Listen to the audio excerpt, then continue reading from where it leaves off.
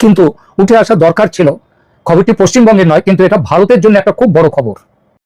সুপ্রিয় দর্শক, শুভেচ্ছা নিন, প্রীতি নিন। আজকে আমরা অন্তরালের আলাপ নিয়ে আপনাদের সামনে হাজির হয়েছি। আজকে আমাদের অতিথি হিসেবে আছেন, আপনাকে স্বাগত জানাচ্ছি আমাদের অনুষ্ঠানে। তমস দাসের প্রীতি ও শুভেচ্ছা নিন। খুব সম্প্রতি দুই তিন দিন আগে একটা বড় ঘটনা ঘটে গেছে বিশ্ব রাজনীতিতে, যার সঙ্গে ভারত যুক্ত আছে। খবরটা খুব একটা প্রচার আমি দেখিনি আমাদের এখানে সংবাদপত্রে, অবশ্যই আছি ছোট করে, কিন্তু সোশ্যাল মিডিয়াতে, বিশেষত পশ্চিমবঙ্গের সোশ্যাল মিডিয়াতে এই খবরটা বড় কোনো জায়গা পেয়েছে বলে আমি অন্তত দেখতে পাইনি। অথচ কারণ আমাদের এখানে অনেকগুলো ব্যাপার আছে, বারুইপুর ঘটে গেছে, এর মধ্যে বারুইপুরের কোন দর্শন এবং হত্যাকাণ্ড এসবগুলো ঘটে গেছে, নানা রকম গোলমাল হয়েছে, একটা সাম্প্রদায়িক দাঙ্গার মুখোমুখি এসছে বারুইপুর। শুভেন্দু অধিকারীর সরকার খুব কড়া হাতে পরিস্থিতিটাকে নিয়ন্ত্রণ করতে পেরেছেন। এটার জন্য এই খবরটা হয়তো এইসব নিয়েই ব্যস্ত থাকার জন্য এই খবরটা খুব বেশি করে উঠে আসেনি, কিন্তু উঠে আসা দরকার ছিল। খবরটি পশ্চিমবঙ্গের নয়, কিন্তু এটা ভারতের জন্য একটা খুব বড় খবর। খবরটা হচ্ছে ভারত কানাডার সম্পর্ক নিয়ে।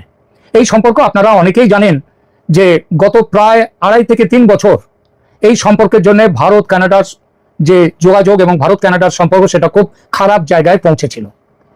সেটা পৌঁছেছিল যে কারণে, সেই কারণগুলো নিয়ে এখন কিছু কথা বলবো, এবং কেন সম্পর্কটা খারাপ হয়েছিল সেই বিষয়গুলো নিয়ে, কোথায় পৌঁছেছিল সম্পর্ক সেটা নিয়ে আলোচনা করব।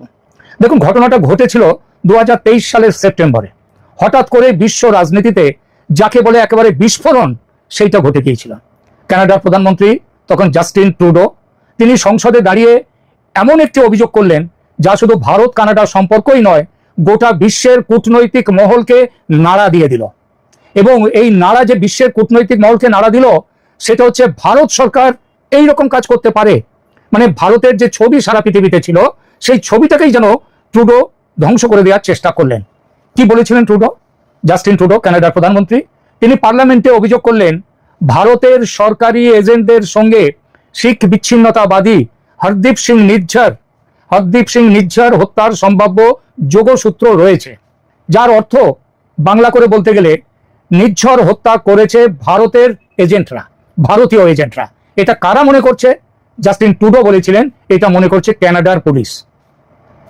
ভারত সঙ্গে সঙ্গে অভিযোগ অস্বীকার করেছিল, কারণ এই অভিযোগটা একটা রাষ্ট্র, তারা পাকিস্তান সম্পর্কে বলা হয় যে পাকিস্তান সন্ত্রাসবাদীদের নিয়ে ভারতে কি সব কাজকর্ম করছে সেগুলো বলা হয়, কিন্তু পশ্চিমী দুনিয়ায় ভারতের পরিচয় শান্তিপ্রিয় একটি দেশ হিসেবে।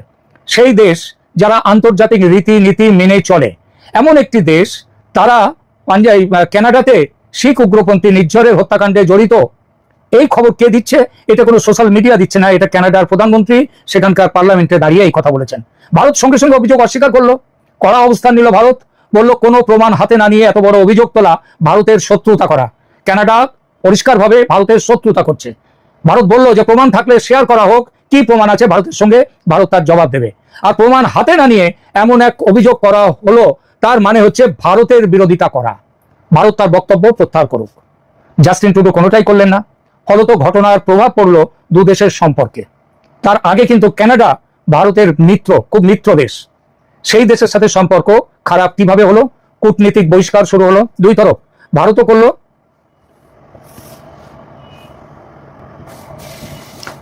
কানাডা কূটনীতিক বহিষ্কার করলো, ভারতও কূটনীতিক বহিষ্কার করলো, ভিসা বন্ধ করলো দুই দেশের সম্পর্ক প্রায় তলানিতে পৌঁছে গেল। এমনকি গত 2024-এ ভারতে সারা পৃথিবীর সমস্ত নেতৃত্বরা তারা যখন ভারতে এলেন বৈঠকে, G20, সেই বৈঠকে জাস্টিন ট্রুডোকে ভারতের প্রধানমন্ত্রী নরেন্দ্র মোদী, তারা তিনি যেভাবে তাকে অভ্যর্থনা জানালেন, সেই অভ্যর্থনা ছিল শীতল অভ্যর্থনা। কিন্তু আজকে মাত্র কয়েক বছরের মধ্যেই, 3 বছরের মধ্যেই সেই কানাডাই আজ কেন ভারতের সঙ্গে সম্পর্ক স্বাভাবিক করতে চাইছে? কেন নতুন প্রধানমন্ত্রী কানাডার মার্ক কার্নে, তিনি হাঁটছেন জাস্টিন ট্রুডোর একেবারে উল্টো পথে? কেন ভারতের সঙ্গে নতুন অধ্যায় শুরু করতে চাইছেন মার্ক কার্নে, কানাডার বর্তমান প্রধানমন্ত্রী? আর কেনই বা শুধু ভারত কানাডা নয়, মার্কিন তদন্ত পর্যন্ত, আমেরিকাও এই বিষয়টা তদন্ত করেছিল। আমেরিকা সেই তদন্ত পেয়েছে, 2 জন ভারতীয়কে এই খুনের পেছনে পেয়েছে, এই হত্যাকাণ্ডের পেছনে পেয়েছে। কিন্তু তাদের নাম হচ্ছে গোল্ডি ব্রার আর লরেন্স বিশনোই। তাদেরকে পেয়েছে, তাদেরকে আমেরিকার আদালত, আমেরিকার সরকার তাদেরকে অভিযুক্ত করেছে ঠিকই, কিন্তু কানাডার জাস্টিন ট্রুডোর ভাষায় ভারতের সরকারের সঙ্গে তাদের যোগাযোগ, তারা ভারতের এজেন্ট হয়ে নির্ঝরকে খুন করেছে, এই কথা আমেরিকা আর বলছে না। তখন কিন্তু আমেরিকা চুপ ছিল ট্রুডো যখন বলেছিলেন এই কথা। আজ কেন এই যে হলো এই ঘটনার আজকের যে পরিস্থিতিটা তৈরি হলো, সেটা কেন, এই গোটা ঘটনাটা আমরা বিশ্লেষণ করব এই প্রতিবেদনে। প্রথমে অল্প করে বলি কে ছিলেন নির্ঝর। তার পুরো নাম হরদীপ সিং নির্ঝর, ছিলেন কানাডার নাগরিক, শিখ, বুঝতেই পারছেন। কিন্তু ভারত তাকে বহু বছর ধরেই খালিস্তানপন্থী জঙ্গি হিসেবে চিহ্নিত করেছিল। খালিস্তানপন্থী জঙ্গিরা তারা ভারত থেকে বিচ্ছিন্ন হয়ে ভারতের মধ্যে শিখদের নিয়ে আলাদা রাষ্ট্র করতে চায়। ভারতের অভিযোগ কি ছিল? এই হরদীপ সিং নির্ঝর কানাডায় বসে ভারতের বিরুদ্ধে বিচ্ছিন্নতাবাদী কার্যকলাপ চালাতেন। ভারত একাধিকবার তার বিরুদ্ধে ব্যবস্থা নেওয়ার অনুরোধ করেছিল কানাডাকে। আমেরিকাতেও খালিস্তানপন্থীদের বেশ কিছু, তাদের সেখানটাও শক্তি আছে। তারা আমেরিকাকেও ভারত বলেছে তাদের খালিস্তানপন্থীদের ব্যাপারে তারা সতর্ক হতে। কিন্তু কানাডা বলেছিল কি, ভারতের অভিযোগ আদালতে টিকবে এমন কোনো প্রমাণ তাদের কাছে নেই। অর্থাৎ খালিস্তানপন্থী জঙ্গিরা কানাডায় এইসব কাজ করছে ভারত বিরোধী, এর কোনো প্রমাণ তারা পায়নি। আর কথা বলে জাস্টিন ট্রুডোর সরকার খোলা ছুট দিয়ে রেখেছিল খালিস্তানি জঙ্গিদের কানাডাকে হেডকোয়ার্টার হিসেবে ব্যবহার করে বিচ্ছিন্নতাবাদী খালিস্তানি জঙ্গি আন্দোলনকে ভারতে ছড়িয়ে দিতে। তারা কোটি কোটি ডলার তারা পাঠিয়েছে ভারতে। ভারতের বিভিন্ন আন্দোলনে তারা ওখান থেকে অর্থ সাহায্য দিয়েছে। তাদের লোকজন খালিস্তানিরা এসে এই যে কৃষি বিদ্রোহ, কৃষি আন্দোলন হলো, তার পেছনেও কানাডার খালিস্তানিদের বড় ভূমিকা। এই যে কেজরিওয়ালের আম আদমি পার্টি, তারা পাঞ্জাবে তারা যে ক্ষমতায় এসছে, তাদের পেছনেও ছিল এই শিখ উগ্রপন্থী যারা কানাডায় আছে, অন্যান্য দেশে আছে, তাদের সাহায্য। তারা সব রকমের সাহায্য করেছে, অর্থ সাহায্য থেকে সবকিছু। তো 18 জুন 2023 কানাডার একটি প্রদেশ, তার নাম হচ্ছে ব্রিটিশ কলম্বিয়া। সেই ব্রিটিশ কলম্বিয়ার অন্তর্ভুক্ত একটি শহরের নাম সারে। এই সারের একটি গুরুদ্বারের সামনে, শিখদের ধর্মস্থান গুরুদ্বার, তার সামনে গুলি করে হত্যা করা হয় নির্ঝরকে। প্রথমে মনে করা হয়েছিল এটা হয়তো গ্যাং ওয়ার, মানে বিভিন্ন গ্যাং থাকে না গুন্ডাদের, সেই গুন্ডাদের গ্যাং ওয়ার, সেভাবেই দেখা হচ্ছিল হত্যাকাণ্ডটি। কিন্তু 3 মাস পরে সবকিছু পাল্টে যায়। মাস 3 পরে কানাডার জাতীয় সংসদে কানাডার প্রধানমন্ত্রী জাস্টিন ট্রুডো বললেন তাদের কাছে এমন তথ্য এসেছে যা ভারতীয় সরকারি এজেন্টদের, তারা যে এই খুনের পেছনে যুক্ত ছিল, তার ইঙ্গিত দিচ্ছে। অর্থাৎ এই কাণ্ড হত্যাকাণ্ড ভারত করিয়ে থাকতে পারে এমন ধারণা করার যথেষ্ট প্রমাণ তারা পেয়েছে। ভারত প্রমাণ চাইছে, কিন্তু আবার সে প্রমাণ দেবে না। এটা ঠিকই যে ট্রুডো নিশ্চিতভাবে বলেননি ভারত করেছে, কিন্তু তিনি বলেছেন credible allegations of A potential link, অর্থাৎ ভারতের সংযোগের একটা ক্রেডিবল এলিগেশনস, বিশ্বাসযোগ্য অভিযোগ পাওয়া যাচ্ছে। অর্থাৎ সম্ভাব্য যোগসূত্রের বিশ্বাসযোগ্য অভিযোগ কানাডা পেয়েছে। কিন্তু মনে রাখতে হবে, সংসদে দাঁড়িয়ে একটি দেশের সরকার প্রধানের মুখ থেকে আরেকটি দেশ সম্পর্কে এমন কথা বেরিয়ে আসা কম গুরুত্বপূর্ণ নয়। এটা খুব বড় অভিযোগ, কারণ সংসদ কোনো চায়ের দোকান নয় যে যা খুশি বলে দেয়া যায়। ফলে এখান থেকেই শুরু হয় ভারত ও কানাডার মধ্যে এক অভূতপূর্ব কূটনৈতিক সংঘাত। ভারত বলেছিল, ভারতের বক্তব্য খুব পরিষ্কার ছিল, প্রমাণ থাকলে আপনাদের হাতে দিন, আমরা তার উত্তর দেব। শুধু অভিযোগ নয়, অভিযোগ করলে চলবে না, এভিডেন্স চাই। তারপর যা ঘটলো আগেই বলেছি, 2 দেশ কূটনীতিক বহিষ্কার করলো, বাণিজ্যিক আলোচনা থমকে গেল, ভিসা পরিষেবা সীমিত হয়ে গেল। G20 সময় ট্রুডো এসেছিলেন ভারতে এবং সম্পর্ক আরো এগোতে পারত, কিন্তু এগুলো না তো বটেই, বরং আরো ভেঙে পড়লো। খুব স্বাভাবিকভাবেই একটা প্রশ্ন ওঠে এখানে, ট্রুডো কেন এত বড় ঝুঁকি নিলেন? এই প্রশ্নটা সবচেয়ে গুরুত্বপূর্ণ।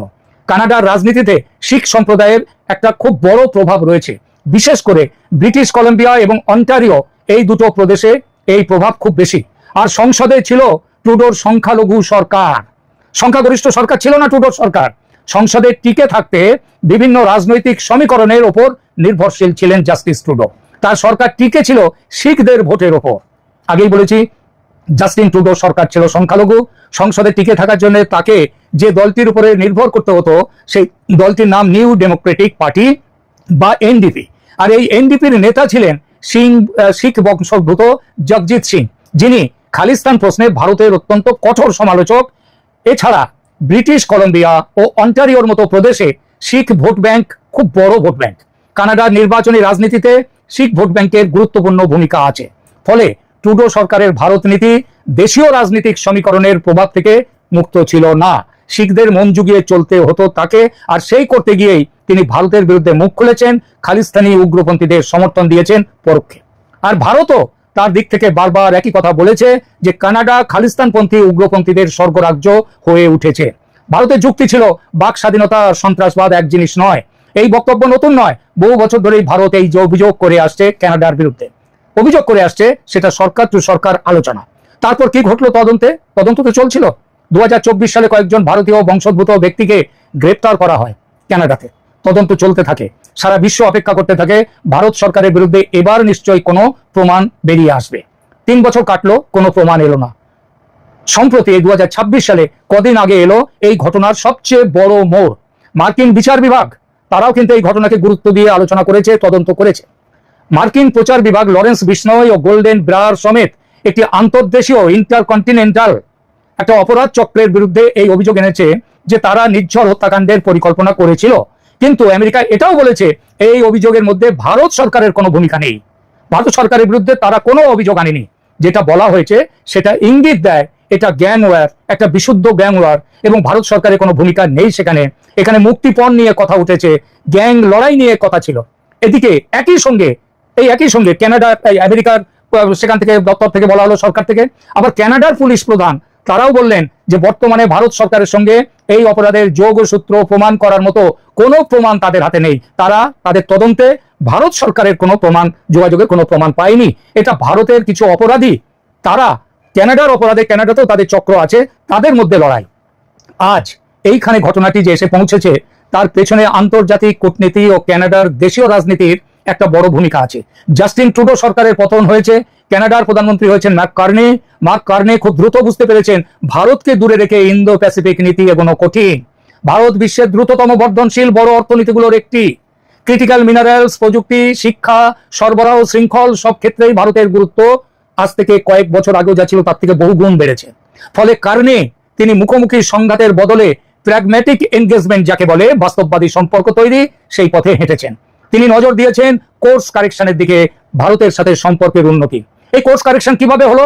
প্রথম পদক্ষেপ হচ্ছে কানাডা সরকার কানাডাতে যে খালিস্তানপন্থী উগ্রপন্থীরা রয়েছে তাদের ওপর তারা সেই যাকে বলে হাত শক্ত করেছে, তাদের উপরে তীক্ষ্ণ নজর রেখেছে। বেশ কিছু খালিস্তানি উগ্রপন্থীকে তারা গ্রেপ্তার করেছে এবং তারা ওই উগ্রপন্থী শিখ যে ভোট ব্যাংক, সেই ভোট ব্যাংকের দিকে তারা তাকাচ্ছে না। এছাড়া ভারতের সঙ্গে উচ্চ পর্যায়ের সংলাপ পুনরায় শুরু করেছেন তিনি। আরেকটা পদক্ষেপ হচ্ছে, দেখবেন এই প্রসঙ্গে, G7 যে বিশ্বের কিছু বড় দেশের যে সংগঠন, তার সদস্য না ভারত নয়, কিন্তু ভারত তার সদস্য না হওয়া সত্ত্বেও ট্রাম্পের মতামত না নিয়েই প্রধানমন্ত্রী নরেন্দ্র মোদীকে আমন্ত্রণ জানিয়েছেন কার্নে, জানিয়েছিলেন G7 এর বৈঠকে গত বছর।